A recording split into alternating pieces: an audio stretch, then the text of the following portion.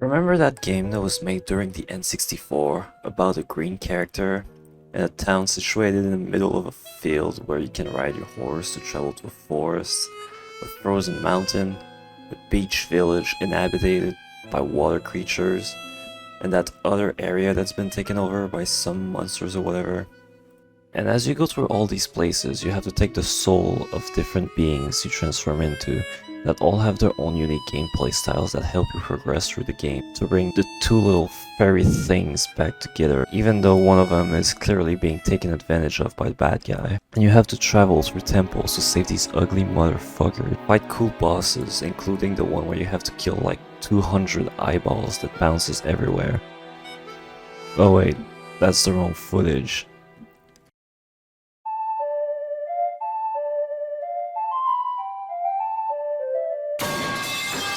Remember that game that was made during the N64 about a green character in a town situated in the middle of a field where you can ride your horse to travel to a forest, a frozen mountain, a beach village inhabited by a water creature, and that other area that's been taken over by some monsters or whatever?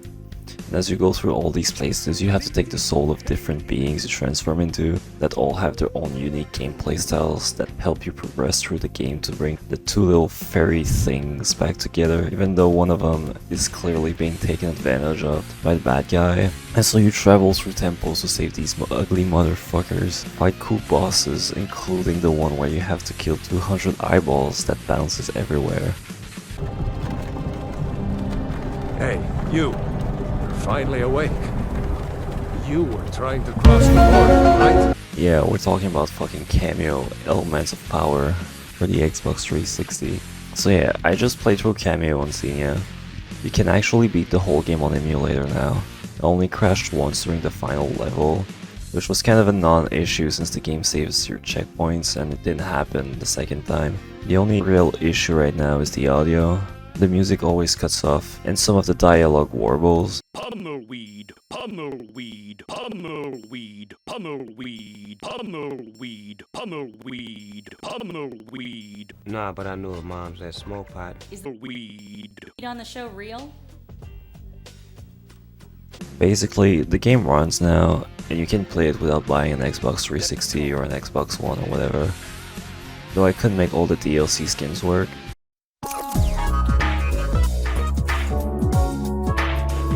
Kameo entered pre-development right after DK64 and got moved from the GameCube to the Xbox after Microsoft's acquisition of Rare in 2002. The team had just come back off of finishing Donkey Kong 64 at that point. The size of a team then was probably double figures, 15, 18 people. And was then moved to the Xbox 360 as a launch title to show the console's abilities despite the game's art style. We definitely set out with Kameo on the 360 to make it a graphical showcase. It's quite challenging because when people see bright, colourful, cartoony visuals, they don't necessarily associate it with high quality graphics. Outside of the final build and the Rare Replay version, there are only two prototype builds of the game online. One is from 2005 and is mostly the same, while the other one is from late 2004, before development was moved to the 360. The OG Xbox emulation is still very unstable, and Kameo's fanbase is so small, there hasn't been much of a push to uncover all the content from these builds. The only major version of the game we don't have is the Nintendo GameCube version, but we do have a lot of footage scattered on the internet. The original version of the game was allegedly more inspired by Pokemon, where you had to trap baby elemental sprites and then evolve them into elemental warriors, which weren't called elemental warriors yet, but just creatures or monsters. The baby evolution feature remained in the game until they moved to the 360, but on the GameCube it seems like different action would lead to different monsters. Yes.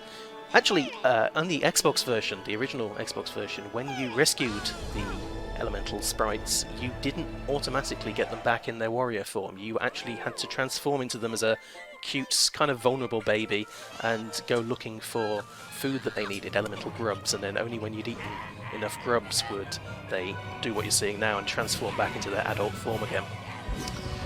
Ultimately, though, in a game that's about combat and exploration in equal measure, it felt like a little bit of a down moment. It felt like you just completed a task to get your elemental sprite back, and you wanted the reward. You wanted the warrior right away to be able to see what all the things it could do. So instead, you get them back in their full adult form.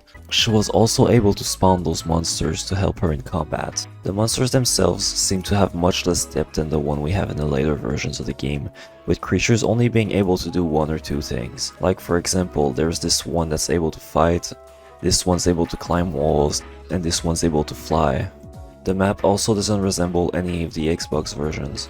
Those old GameCube maps are mostly just giant empty fields covered with monsters. The only map that seems to have made it in the final game is the swamp, and it only vaguely resembled the final product. Last time Kameo was shown at E3, anybody who was lucky enough to attend the show or has looked at some videos online will remember that the E3 demo was set on an island, and Kameo in fact could use one of her monsters that were known then to take flights, proper flights, not just hovering above the ground and kind of drop down anywhere on the island. So it was much more, I hesitate to use the word open world because that's an easy catchphrase and can mean pretty much anything. I mean, what is open world? But it was a really non-linear experience by comparison. Eventually, as the emphasis split more onto combat and actually controlling the warriors, it became necessary to make levels like the Forgotten Forest a little bit more contained, having fights and then moving on. According to magazines, the 2001 E3 demo of the game was more stable and felt more complete than the Star Fox Adventure demo, and was planned to release in 2002.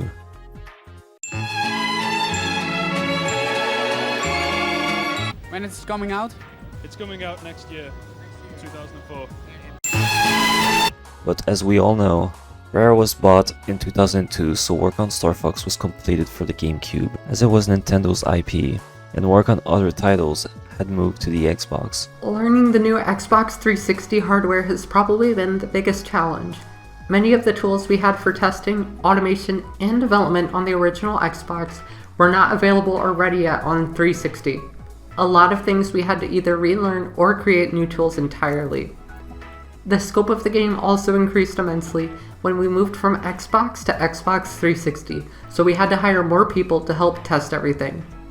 With each version of the title, you can see a very obvious shift in style, gameplay, and themes, going from a game about catching creatures and evolving them, to having a game with very dark themes of slavery, child abuse, and violent executions. I think that will be the title that can appeal most to a family audience. Parents playing with their children, a boyfriend and a girlfriend, or younger gamers who aren't old enough to play the M-rated titles that are available on launch day.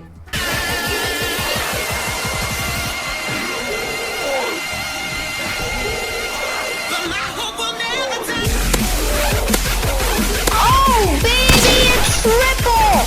Oh, yeah!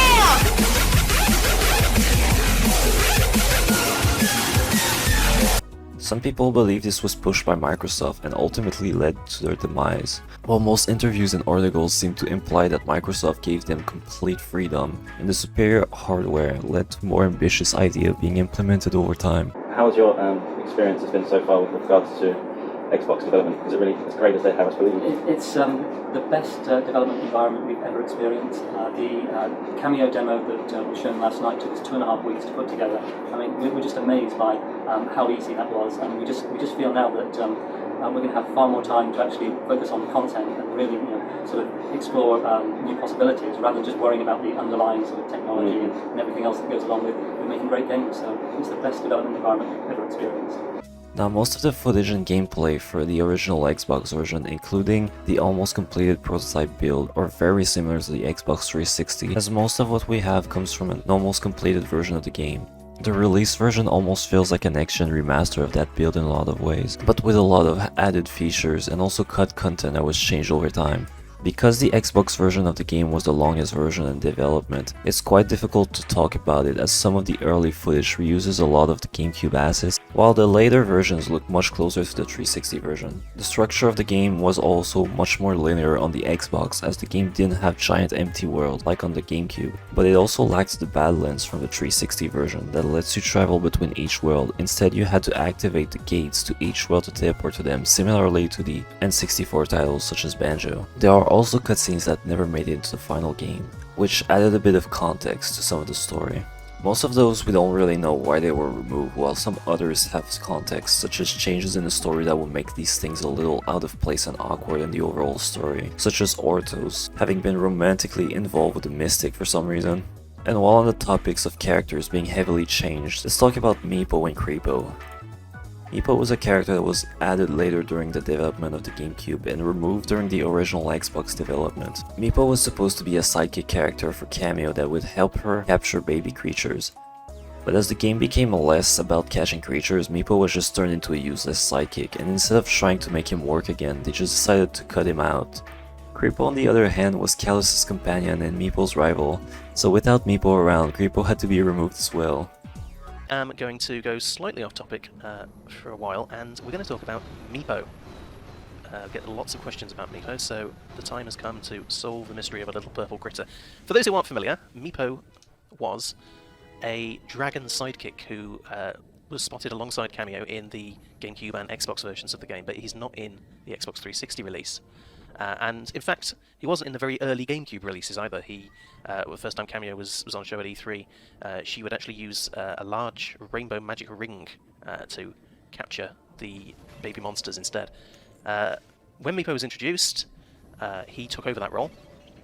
People would see footage, or if you were lucky enough to go to E3, actually play versions of the game where when you were capturing a baby, you would grab Meepo, he would kind of charge himself up, and then you would fling Meepo at the warrior, or the baby monster as it was then. He was instrumental in catching the baby monsters, and he was also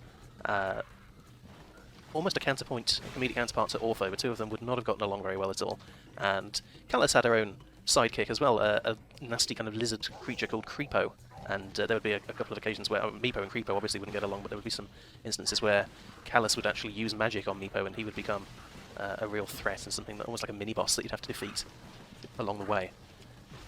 Meepo, in terms of the story, would initially have been found as a statue out in the Enchanted Kingdom, and you can actually see if you get some battle points and unlock the appropriate deleted scenes in the magic mirror. So yes, there's two cutscenes involving Meepo. The first is where Kameo frees him from a statue, and he promptly thanks her by looking up and down and planting a big squidgy unwanted kiss on her, which sort of sets off the dynamic between the two of them. Kameo was kind of straight-laced and serious, and Meepo was the one who was going to be impulsive, inquisitive, and get the pair of them into trouble as often as not.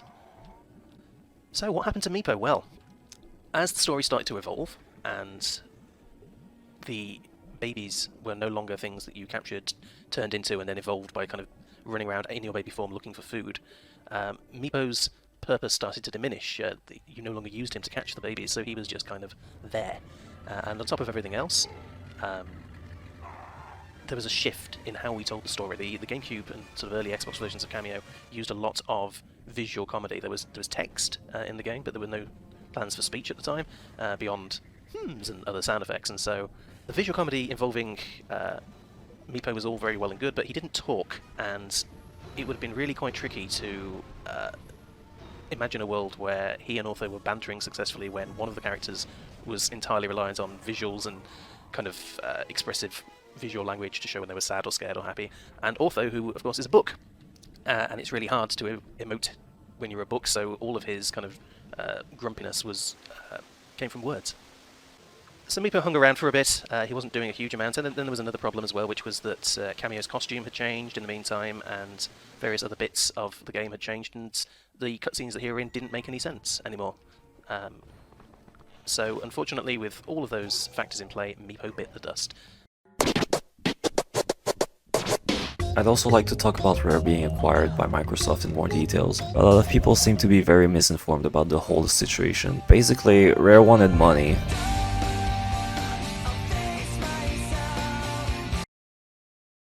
No, but seriously, games were getting more expensive to produce, and Nintendo wasn't giving them enough. So they announced that they were looking for buyers, and Microsoft offered more than Activision, so they went for Microsoft, obviously. Rare's founders also claimed that Microsoft gave them all the creative freedom they wanted, which was also something that Platinum Games claimed when working with them. Same thing was claimed by Compulsion Games, Arcane, and like every studio they own. The only ones who claimed they didn't have enough creative freedom was Bungie, and once they left they went to making totally not Halo, guys, I swear, but on the PS4. So Good for them, I guess, but it's clear that Microsoft learned from that going forward.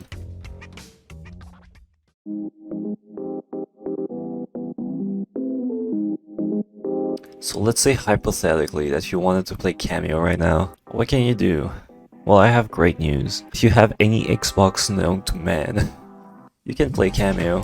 You can buy the original 360 version of the game for like $15 on Amazon. You can also get the game for free on Game Pass. Buy it digitally for like $10, or get it with all the DLCs on Rare Replay, which is also on Game Pass for $30. And you may even be able to run the original version on the Xbox if you have a modded Xbox.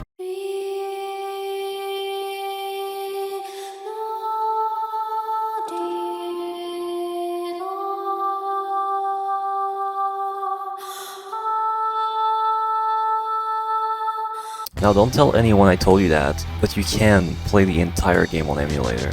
You should definitely totally not just download the ISO on archive.org for free. That would not be very legal and you should totally not do it. Besides, only the Christmas DLC works, and there's a lot of audio issues that don't hinder the experience too much since the game has subtitles. Also, if you were to do something messed up and inhumane like that, you shouldn't mention it on the Discord or the Reddit, or else they'll banish you and shame you like the criminal you are. Disgusting. Let the bodies hit the floor, let the bodies hit the floor, let the bodies hit the floor, let the bodies hit the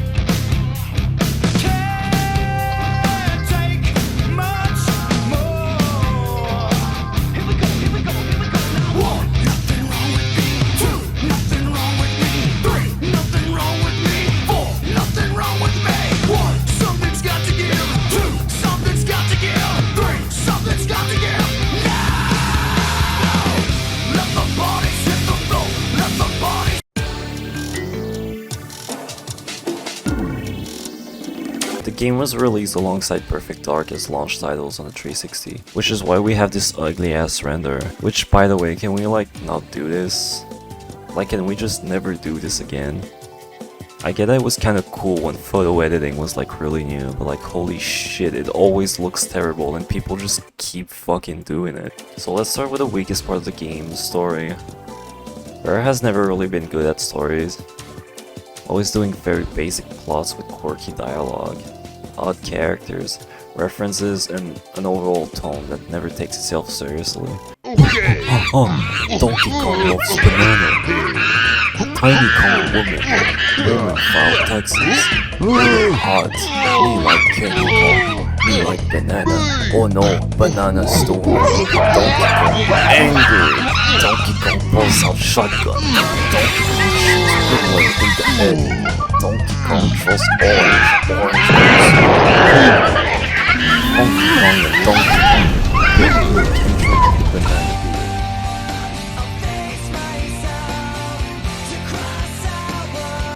Anyway, Kameo is a game that lacks the more goofy charm of these old games now. The voice acting is kinda awkward at times. The action of the characters are highly questionable, yet very predictable. And the whole thing is just really generic and overdone. Like, how many stories do you know about rival siblings that try to take their parents' place?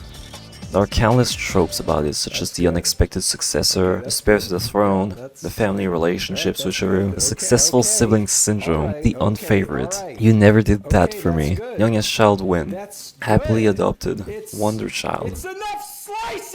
Basically, every sibling and adoption trope is part of the game story, which isn't necessarily a bad thing, but the whole thing is just really unconvincing and hard to connect with.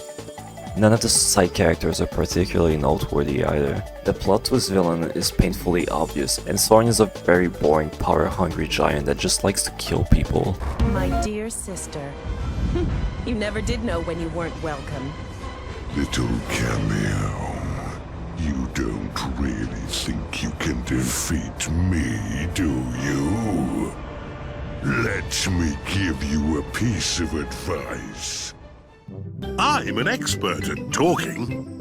And while Kameo's parents have a lot of lore, they don't really show up or do anything outside of a few lines of text, so it's hard to really care about them. It doesn't help that there's a lot of plot holes.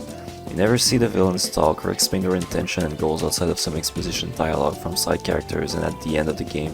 Why didn't they implement some sort of storytelling techniques of their other games like DK64, where between every single level you would see King K. Rool trash talk every boss you defeated, and he would also observe your crew as you treated his subordinates like idiots.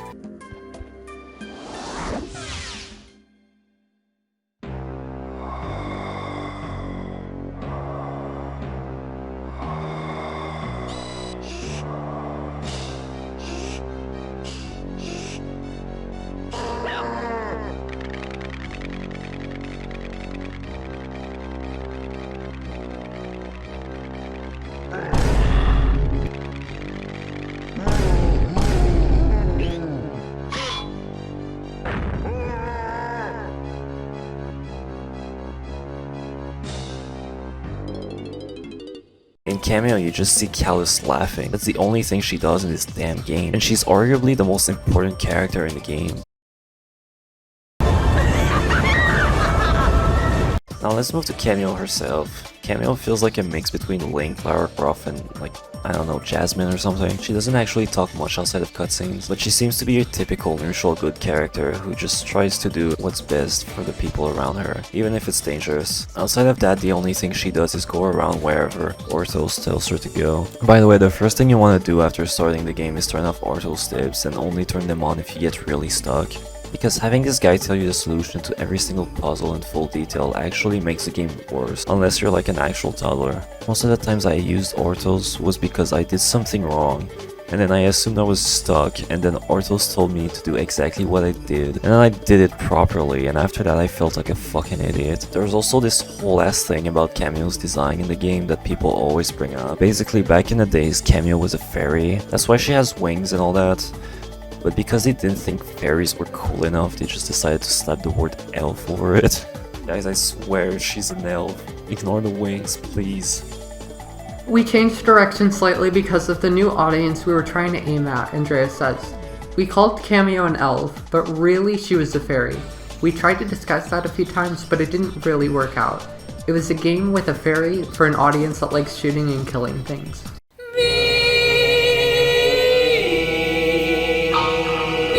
I honestly didn't want to talk about this stuff.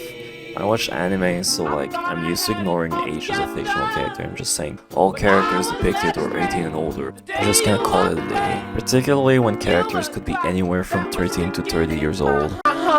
Change my state of mind. Ladies and gentlemen, so hard to find. We got him.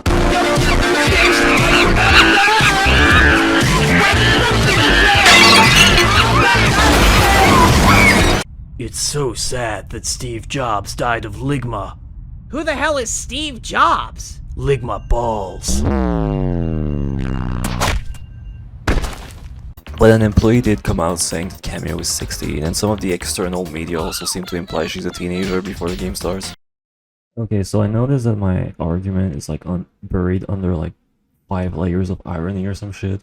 So my point I'm trying to make is that whatever character they make, it's gonna be sexualized on the internet. So like, my issue is less with like people doing that and more with like Rare making the character 16 when they could just like make her 18. It doesn't change anything about the story, I just think it's really fucking stupid. Now 16 is legal where Rare is from, but it's still morally questionable, and the most active admin of everything Kameo is very vocal about this stuff, so just be aware that the Discord and the Reddit are like super against this stuff, so don't join and start gooning all over the characters. So let's talk about transformations now. Kameo can only hover, jump, and do a backflip penny shot attack, so you'll need to find transformations to progress through the game. Some transformations are more combat focused, some are more puzzle oriented, and some are more movement based, but all of them have uses. There are 10 transformations in the game. Now I could talk about all of them in detail, but it would take a lot of time, so instead I made a tier list about how useful each of them are throughout the game. Here we go, baby. Let's make a tier list on how useful each warrior is. So, Ash is frequently used, very useful for combat, but not super useful for like progress or anything. Oh my god. Hell no, man. The game is only around like 10 hours and they give you a transformation basically every hour, so they make the game much more enjoyable in the long term, preventing it from getting repetitive. It's also worth noting that every character has at least one attack that can be used with a different character, such as a stun attack, or that increases fire damage, and with focus mode which slows down regular enemies, you can get really creative with your combos, as enemies won't have time to interrupt you. Levels and temples will also take advantage of your warriors by making you combine some of those abilities to progress through temples, with the most common one being the Major Room Dash and the Chilla Climbing combo.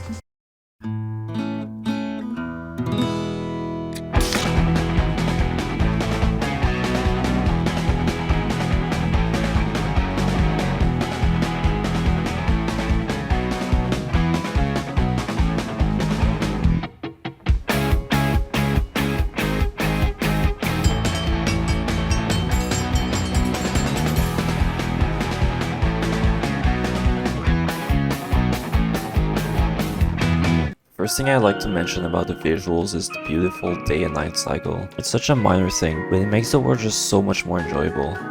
The game starts with a taste of power structure, so you start with a high action area filled with monsters, flying dragon, and all sorts of hazards. Then the game takes all of your powers away from you.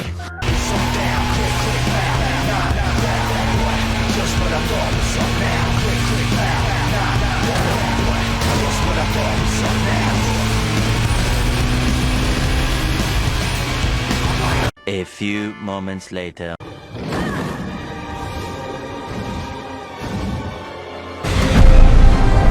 Sit down! How you? After that, the game brings you to the first open area, being the Enchanted Castle, which is really pretty even by today's standards. The grass looks very good and every part of the castle is really unique and stands out on its own. You have the throne room, which looks really big and open, while at the bottom of the castle is a cramped dungeon where they lock prisoners. This is where you can drop down to the Badlands, which is the area right under the castle where there's an ongoing war. Now that area is where they really took advantage of the Xbox's power. See if you can spot them. There's one. And yep, there's another one there. So yep, there's trolls dotted about. And we just keep on pulling back. This is something that only the Xbox 360 version of the game could have handled, which is why the battlefield didn't exist in the original Xbox version. It was a good E3 reveal to be able to swing the camera out and keep going, but we're just going to cut our way through these trolls here. It's a huge area with thousands of people fighting. You can ride a horse around and find huts with secrets all over the place. From there you have the forest, the water area, and the snow area, not counting the final levels which share a lot of similarity with the prologue level. Every village has people you can talk to, side quests, and random people just minding their own business. All of those areas also feature their own species of people living there. Taking in the culture of every area of the game is honestly one of my favorite aspects of the game. Alright, so let's talk about the audio now. On one hand you have royalty-free sound effects and reused sound effects from their older games. Alright, so welcome to the sound effect speedrun at 90% or whatever. So just gonna press that. I'm gonna start the timer. There we go. It's actually like my third time recording this because I had audio corruption. Yeah, you just wanna skip. Oh fuck. Alright, it's fine.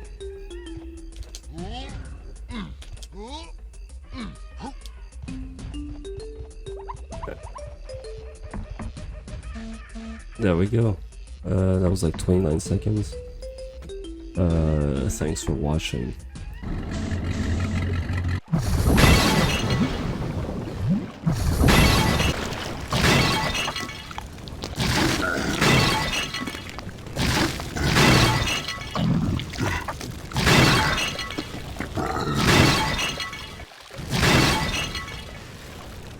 And on the other hand, you have a soundtrack made by a whole ass orchestra and composed by some guy called Steve.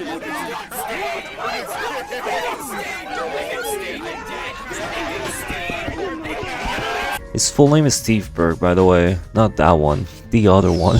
Anyway, he worked on a lot of classics such as clanging and banging noises on nuts and bolts, additional music on Fable Heroes and Ukulele, and of course he was part of the Viva Pinata team on Viva Pinata Pocket Paradise. Okay, he actually did a decent amount of stuff, but those are the one that stood out because my brain is smooth. Anyway, the music is really good, it matches the game really well, and it's just really nice additions to the game. But I think it's really funny that you have to hear royalty-free jarbreaking.mp3 while listening to this stuff.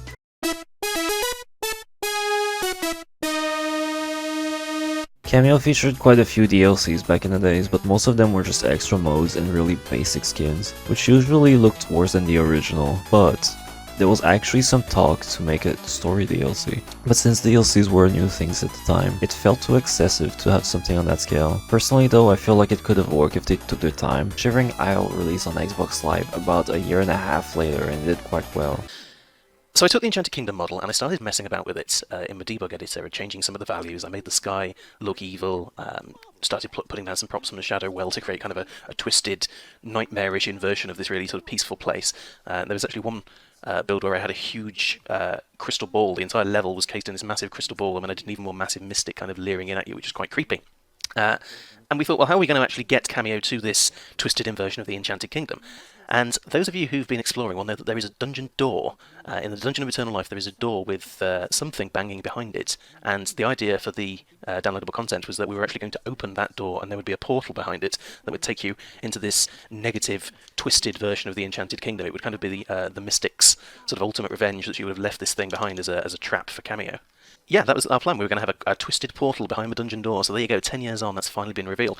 Unfortunately, that would have required sending a huge number of new assets and size and the sheer scale of how big that download would have had to have been, because the Enchanted Kingdom was an absolutely huge level, to say nothing of all the other stuff that we wanted to do. And at the time, it was simply too big to be a viable piece of DLC. It would have meant that you couldn't have anywhere near have fitted it on a memory card or anything like that. We always tried to avoid sending over art assets again because they were so much bigger. Not to mention, 10 years ago, a lot of people were still on very kind of low-grade broadband, and the idea of making something that was several gig in size as that piece of downloadable content was, yes, troublesome to say the least.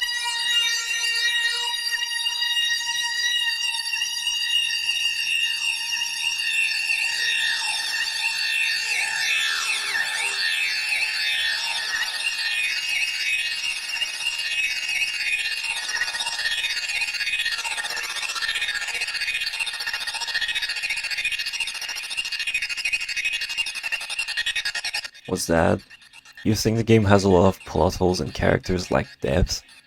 Well, well, well. Allegedly, if you pay $200 for some random ass manga and sit for this really boring radio drama podcast performed by the voice actors, then everything wrong with the game is fixed. Except it isn't, it's just what people told me. To further the magical power of the whatnot, the gods also created a powerful magic jewel, the element of power.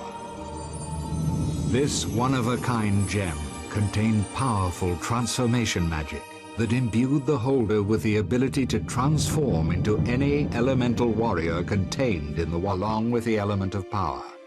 She then gave one sprite to her younger brother Kalus and one to her older brother Yeros. The mystic had been watching events from her dingy little hut. Emerging. Chapter 6. Kalus's Jealousy. Kalus approached her 18th birthday with anticipation. She was very aware that at that age, it was customary for the oldest sibling to become heir to the throne. Where was her family? Why had her ancestors not returned from their search for Kalus? Kameo quizzed the goblins who had been attending her. They'd heard that Kameo's ancestors had been captured by the trolls and taken to Thorn's ancient castle.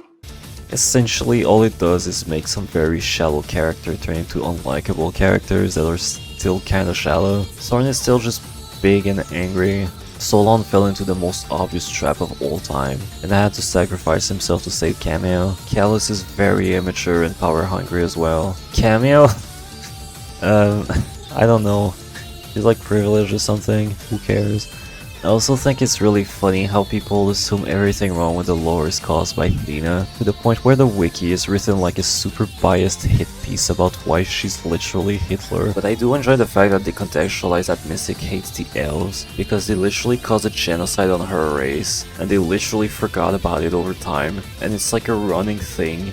That's like over multiple generations, they think that there's been multiple Mystics, but it's just been the same old hag for decades. Like, who wrote this? Oh, and there's like some background about like the gods, whatever, who cares. Speaking of mods, there's one I like where someone added physics to female breasts in the game, including Argonians. And it's something that should only take like an hour. It's one of those things that, as a developer, you think, oh, why didn't we do that, you know? Throughout the years, our modding community has always been a big source of inspiration for us over at Bethesda. Looking at some of the most popular mods and requests, a pattern kept emerging. Things like Sex Lab Framework and Ostem Framework, among other projects focusing on the more carnal aspects that we never thoroughly explored before in the Elder Scrolls series. We at Bethesda understand that our players want to see females having the CBBE, big fat cow body type. We understand that sometimes you just want to turn into a werewolf and ravage that hot NPC you got from a modding website.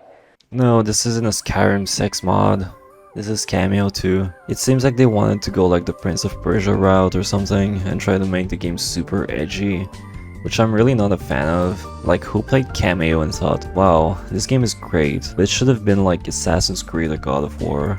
Like, to me, that's not what makes Kameo good. Kameo stands out because it's a blend of whimsical fantasy with charming characters while also having much darker aspects contrasting with it, such as the ongoing war in the Badlands and the very gruesome ways you can kill enemies. If you remove the colorful side of Kameo, you would just end up with a game that's essentially the same as every other game that was on the market when it released. Just brown world with emotionless characters. Gameplay footage actually reminds me of the cancelled prototype for Rayman 4 where you just had giant empty worlds with giant creatures you can ride.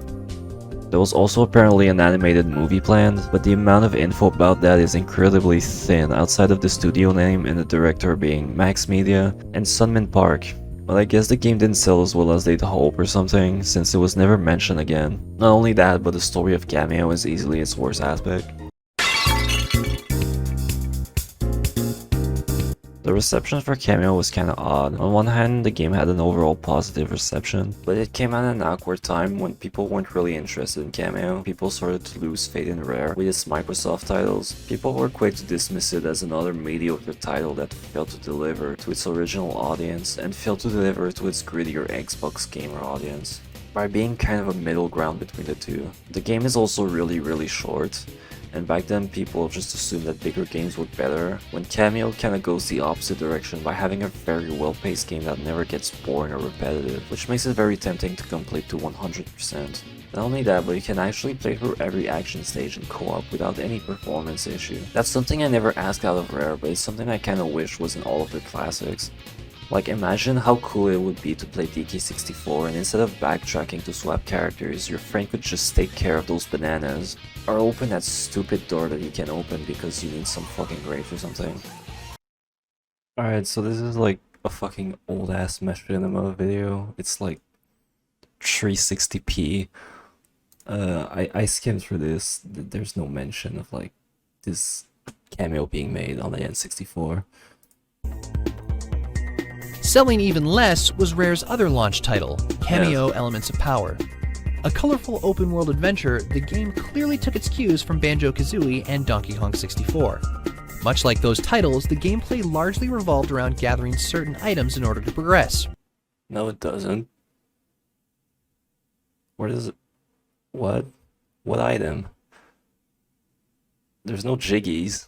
There's no golden bananas. You collect transformation, I guess, but like they're not like... not really collectibles, you just kind of get them and then you can access the tempos. That's very misrepresentative of the game. It's like they didn't even play the game. I don't know. At the same time, it featured its own distinct art style that was widely praised as one of its... Yes. It's not brown. It's not fucking brown. Standout features. In addition, the main character Kameo could change into any one of a number of animal forms.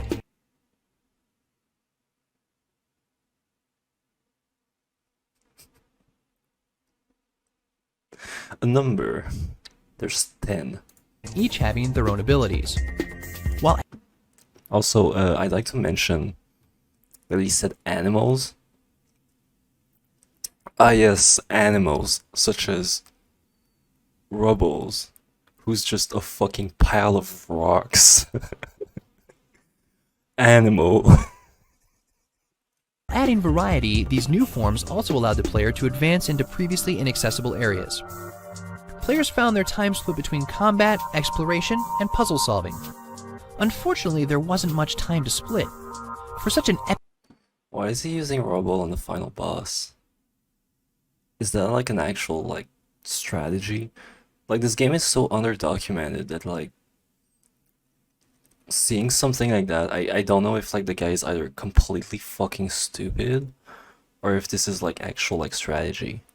Because I don't use Rubbles past the forest area. Like, Rubbles is, like, the character you use early on, and then, you get Ash and, like, Major Rune, and, like, you just never fucking use Rubble ever again. epic feeling adventure, it was over surprisingly fast. Without any multiplayer to extend the replay value, most gamers chose to give it a pass. Why would you pass it though? Like entirely, like it's not... Anyway. All in all, the launch of the Xbox 360 was something of an embarrassment for Rare. Ah yes, embarrassment. People just ignore the game, therefore it is bad. The history of Rare, let's see how much they have to say about fucking Kameo. Live and Reloaded were both commercial failures. Rare's two Xbox 360 launch titles, Perfect Dark Zero and new IP Kameo Elements of Power, although critically acclaimed and selling over 1 million copies each, were considered disappointing releases. That's the whole thing. It's over. Then they proceed to talk about fucking Viva Pinata for like 2 minutes. Apparently considered Rare's least popular game at the time. They weren't giving up though. They released more games like a Conker's Bad Fur Day remake, and yeah, that game failed too. They next made Kameo, Elements of Power, and Perfect Dark Zero. These titles were both liked and sold about 1 million copies each, but it was considered disappointing for the company. Then in For this list, we're going through Rare's entire catalog to pick out their absolute best. And considering how big that catalog is, our usual one game per franchise rule is in effect. Come on, Cranky, take it to the fridge. Alright, baby. Number 10, Jetpack.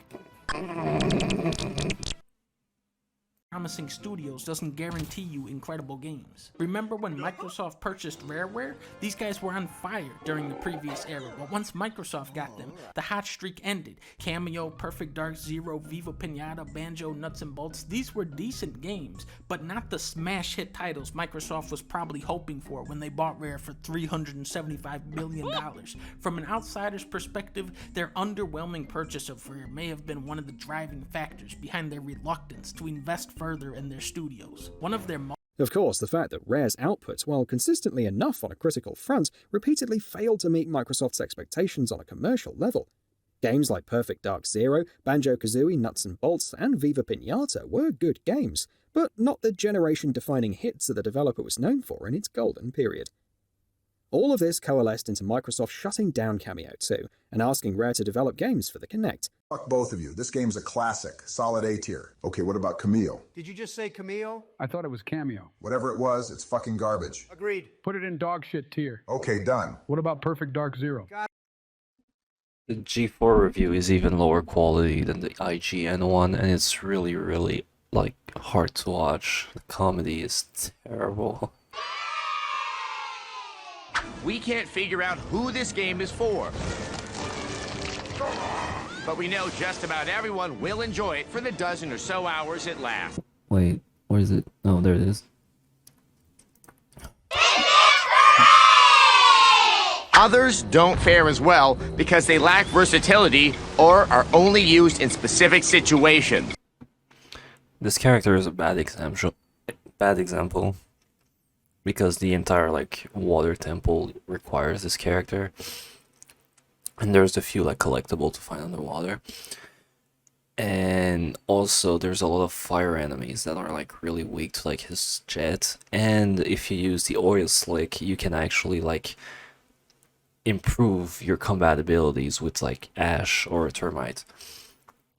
So I think this is like a terrible fucking argument though. Well, for this particular character I think Rubble and like the fucking snake plant, whatever his name is, those two are like super underutilized in most of the game, outside of like the moment you get them.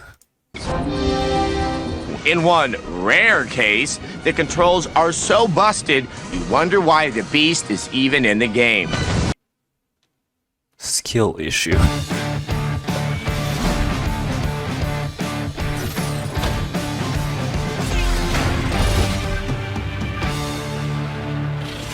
I will say this, the lack of inverted underwater control made this a little painful at first, but like it is like just straight up like a fucking skill issue. The underwater controls are fine. The overall release and reception of Kameo actually reminds me a lot of Blinks at Timesweeper.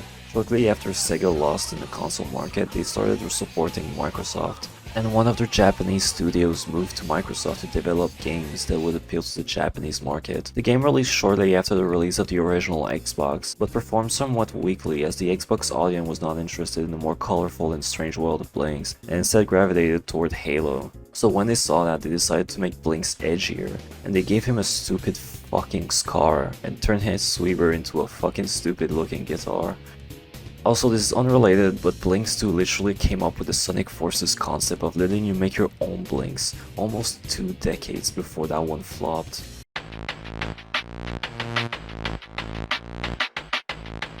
Okay, so this is the part of the video I really wanted to talk about. Does Kameo have a community? Well, if you consider Crafty Malice a community, then yeah, it does have a community. Everywhere I looked, it always went back to this one user. Now, of course, I'm exaggerating a little bit, but this user is the most active in the community, being responsible for all of the modding research, a big chunk of the wiki, being an admin on both the Discord and the Reddit, while also contributing to fanfiction, fanart, and archiving as much info as possible about the game. Heck, their name is all over this video, so a massive shout out to them and their work, and all the other channels, such as BanjoGate, who have uploaded the entire soundtrack in the podcast as well. If you want to contribute, I'd say just join the Discord or the Reddit and go from there. There's also this Kameo knife thing. I don't know if it's like a meme or like a real thing, but they keep mentioning it, and I think it's worth pointing out. So please harass the Rare employees about it. We need to know. Speaking of memes, the modding scene right now is basically only memes, such as the Kameo knife, and all sorts of dumb, immature jokes that aren't funny, though I do encourage it. They also found how to swap player models and have been working on a way to import and modify existing skins, so that's interesting. The wiki on the other hand is very small and only really has the bare minimum. I actually had to use a Let's Play archive for some fucking reason to find picture of all the skins and DLCs, since they weren't available anywhere else. Their Reddit is also pretty inactive, having less than 100 posts on it, most of which are just people saying, "This game is so underrated, it deserves a sequel," or like a community as big as Banjo-Kazooie.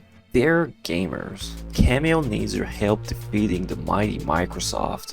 All you need to do is comment with your credit card information and the 3 digits on the back, and the admins will unlock a new warrior transformation and transform this community into a better one. Thank you. By the way, the game also barely has any fan art. Like, you have TF, Goth Girls, Magic, Tentacles, wet arm cannons I definitely shouldn't stick my dick into, and the dragon from Shrek. Just don't tell Crafty. What I'm hoping this video does is bring the Rare fan community together, get more people involved in looking into the prototypes of both Kameo 1 and 2. Oh, whoops! Oh, I dropped my monster video game that I used for my Nintendo GameCube. I'm out of here. Maybe get some data miners to look at the prototypes we already have. I would like for more information about the game to be more easily accessible and not buried in some small Discord server. I'd love to see more progress with the modding community as well, more discussion about the game from bigger creators to build interest in the franchise, leading into possible revival or ports of the games, maybe even a PC port. And this is not just about Kameo. Most games on the 360 lack any substantial community. I just think it's worse for Kameo since the game never got a sequel or any long-time support like other Rareware games. Even Banjo-Kazooie Nuts and Bolts, which is easily the most hated Rare game, has more of a community than Kameo, just because it's Banjo. And it's not like I think Kameo is a perfect game, far from it. But I think with how short and sweet it is and how interesting the development and all of the other stuff surrounding it is, I think it's unfair that nobody ever mentioned this game as more than one of the disappointing releases that led to Kinect Sport or whatever.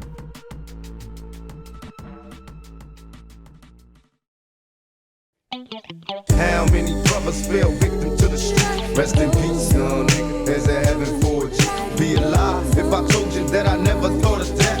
My niggas, we the last ones left. But life goes on. How many brothers fell victim to the street? Rest in peace, young nigga. There's a heaven for you. Be alive if I told you that I never thought of that. My niggas, we the last ones left. Life goes on. As I bail through the empty halls, breath stinking in my drawers. Ring, ring, ring. Quiet, y'all. Incoming call. Plus, it's my homie from high school. He getting by.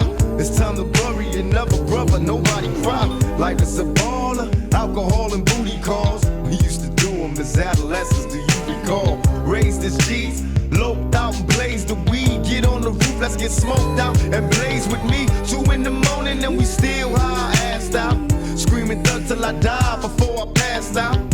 But now that you're gone, I'm in the zone thinking I don't wanna die all alone. But now you're gone, and all I got left is stinking memories. I love them niggas to death. I'm drinking Hennessy while trying to make it last. I drank a fifth for that ass when you pass, cause life goes on. How many brothers fell victim to the streets? Rest in peace, young nigga. There's a heaven for a G. Be alive if I told you that I never thought of death. My niggas, we the last ones left. But life goes on. How many brothers fell victim to the streets? Rest in peace, young nigga. There's a heaven for a G. Be alive if I told you that I never thought of death. My niggas, we the last ones left.